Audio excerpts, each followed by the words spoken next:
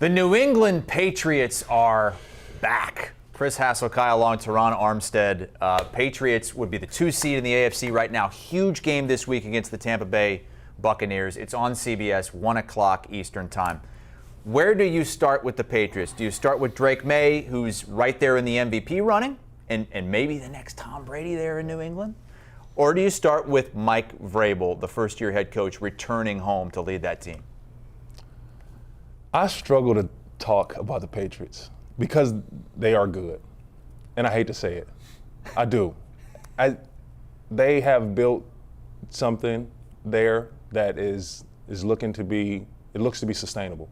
Drake Maye he's real. He's the real thing. Mike Vrabel, he's proven. He knows how to lead. He brings a culture. He brings an identity. They're sure about themselves. Stephon Diggs, his resurgence coming back from injury. Young guys stepping up. Like, they are real. And looking at their schedule, they do have a tough one against Tampa, which I would like to see Tampa. That might be the game of the week. That might be the game of the week. But the rest of their schedule, man, is wide open for them to lead and take the AFC East. They are already a game up on the Buffalo Bills. The Bills are now finding themselves again, the big win against the Chiefs. So the Bills are going to circle this game December 14th to see if they can take over the AFC East again, yet another year. But the Patriots they're the real thing, man. They're built the right way, put a lot of investment into the O-line and D-line. The culture that they have now with Mike Vrabel, they play very physical style of football. It pains me to say.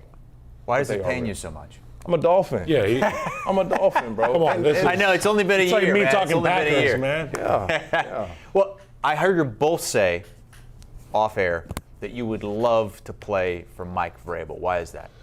I mean, why wouldn't you want to play for a guy that did it at the highest level, was a champion, was a guy that was so trusted by his coaching staff, not only just any coaching staff, maybe the best staff that ever was, and Bill Belichick.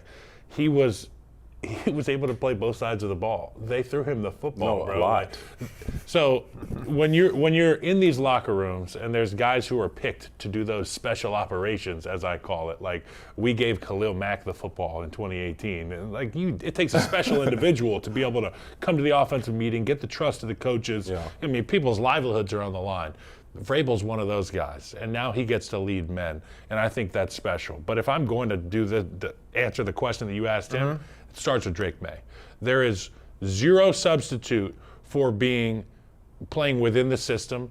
There is zero substitute at the quarterback position for accuracy and making the right decisions. This young man, his completion percentage is so astronomically high. It is the best in NFL history. I think he's tied with Drew Brees, maybe, through his first 9 games as a starter. Yeah. You and I can attest, when the ball's out on time, it's going to the right guy, and it's placed accurately, there is nothing the defense can do. That's a fact. We've got answers, is the phrase that our coaches used to say all the time in offensive meeting rooms. And it feels like Drake Maye is doing the open book test style playing football on Sunday. And oh yeah, he can also hit the hole shots and throw it over the top, and he can let it rip in between tight windows. The guy's special. It's a quarterback-driven league, and now that we've seen him play the way he has 9 weeks in, it's no surprise the New England Patriots are where they're at.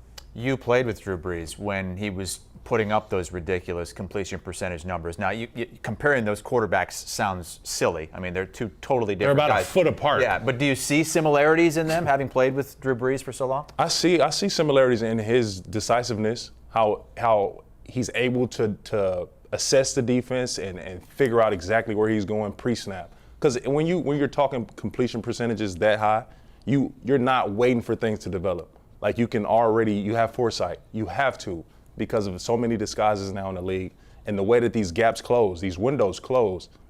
See linebackers running 4-3. Like, these windows close extremely fast. So he already has this plan in place, walking them to the line. The offensive coordinator, they're doing a great job of giving him information, small, simple motions. Oh, wait, this guy, he's following him. All right, it's man coverage. I'm going here. You know what I mean? So he's doing a great job in his early career to be able to diagnose and execute. It's impressive. It's impressive. I just hate to say it. You know what I think is a big reason for why he is so in control is because he's never really had great offensive line play. And even going back to his days at Carolina, he was kind of running for his life a little bit relative to some of these guys from, let's call them Georgias or Alabamas or LSUs, where it's a bunch of guys like you and me playing and blocking for these guys. I mean, you can play quarterback, Chris, and let's be honest, you can go out there and have a couple thousand yards. But Drake Maye has had to be damn near perfect pre-snap and post-snap his entire career. And now he's paired with Josh McDaniels, and I feel like they have a real special chemistry there. We've seen recently a couple of guys that are going to go in the Hall of Fame win an MVP in their first 2 years. Patrick Mahomes did it, Lamar Jackson did it. But those are the only two guys that have done it in the last 25 years. How does Drake Maye continue this progression and potentially become the third to do this? He's starting to enter the conversation. He didn't have, I can't say that we started the preseason off with this expectation that the Patriots will be here right now, sitting at 7-2. So it's a little bit of a surprise. So now we gotta kind of peel back that part of it first. The surprise that the Patriots are where they are. So now is real. Tampa, it's a real test. Let's see it. Let's see it. And MVP goes down to numbers as well. Like he's playing extremely efficient. He's not lighting up the scoreboard as much. So if he can start to stack up some multiple touchdown games, then he will start to get more into that discussion. The thing about Drake Maye is his ability as a runner is incredible. That's the separating factor. As laser sharp as Drew Brees was, as surgical as he was, knifing up a defense with his arm and his brain, he wasn't the runner.